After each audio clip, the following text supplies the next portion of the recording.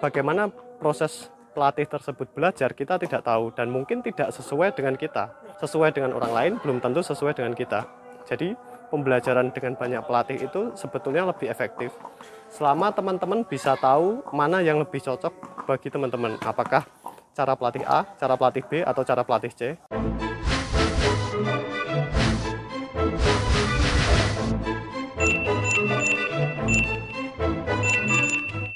Salah satu kontroversi ketika teman-teman berlatih sebuah olahraga adalah terkait dengan pelatih ya. Pelatih ini merupakan sebuah pilihan yang bisa teman-teman pilih untuk berlatih dengan satu pelatih atau banyak pelatih gitu kan. Faktanya ketika kita ngobrol, ketika kita berbincang-bincang dengan berbagai macam pemain dengan berbagai level, kadang-kadang mereka menyarankan untuk kita berlatih dengan hanya satu orang pelatih atau kita berlatih dengan banyak pelatih gitu kan. Nah, di video kali ini kita akan membahas masalah pelatih. Mana yang lebih tepat? Apakah berlatih dengan satu pelatih atau berlatih dengan lebih dari satu pelatih? Akan kita bahas secara lengkap di video kali ini. Nah, sebetulnya kalau kita membahas masalah pelatih, pastinya tidak terlepas dari proses pembelajaran yang subjektif ya. Artinya beda orang atau beda individu biasanya akan memiliki cara belajar yang berbeda-beda. Satu orang mungkin belajar dengan cara A, orang yang lain belajar dengan cara B, atau belajar dengan cara C.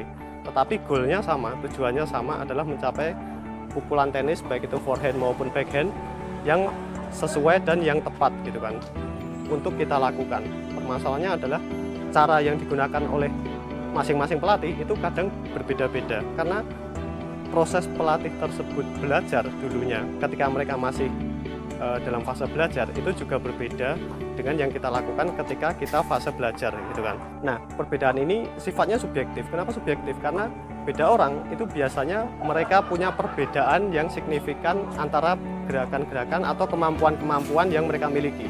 Misalnya orang yang pendek dengan orang yang tinggi biasanya cara belajarnya akan berbeda. Orang yang kurus dengan orang yang gemuk cara belajarnya juga berbeda. Karena ada orang yang punya fleksibilitas, misalnya yang bisa fleksibel sekali tubuhnya, tetapi ada orang yang tidak bisa atau tidak cukup fleksibel gitu kan. Artinya kalau kita fleksibel, pembelajaran tenis lebih mudah.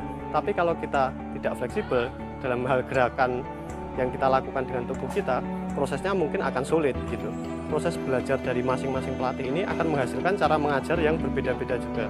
Di situ teman-teman bisa membandingkan antara pelatih A, B, atau C, cara mana yang menurut teman-teman sesuai dengan teman-teman.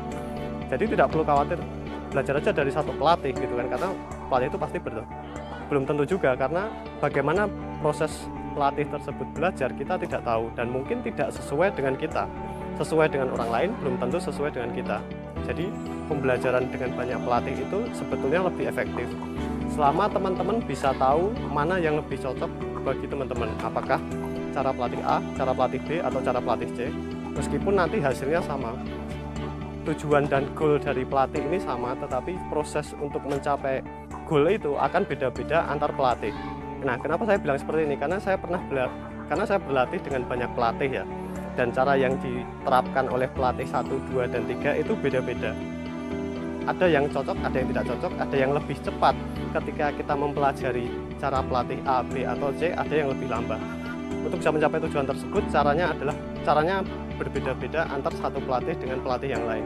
Jadi jangan khawatir kalau teman-teman, wah aku nggak cocok nih sama pelatih ini, saya mau pindah dengan pelatih lain, saya mau pindah dengan metode pembelajaran yang lain. Itu tidak keliru sebetulnya dalam olahraga, karena cara-cara yang diajarkan memang berbeda-beda tergantung dari bagaimana sejarah pelatih tersebut mendapatkan pengetahuannya gitu kan. Misalnya yang paling fundamental di tenis berhubungan dengan forehand dan backhand ya. Forehand dan backhand itu sama, caranya sama.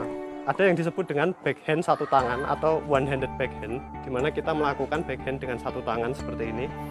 Ada juga yang melakukan two-handed backhand, artinya mungkin pelatih yang bisa one-handed backhand tidak bisa melatih two-handed backhand, atau pelatih yang bisa two-handed backhand tidak bisa melatih one-handed backhand. Tapi kita pengen belajar secara spesifik apakah backhand satu tangan atau dua tangan, maka gunakan pelatih yang sesuai untuk mencapai tujuan tersebut. Nah, itu tadi sekilas ya mengenai memilih pelatih untuk berlatih olahraga, apakah kita menggunakan satu pelatih atau lebih dari satu pelatih.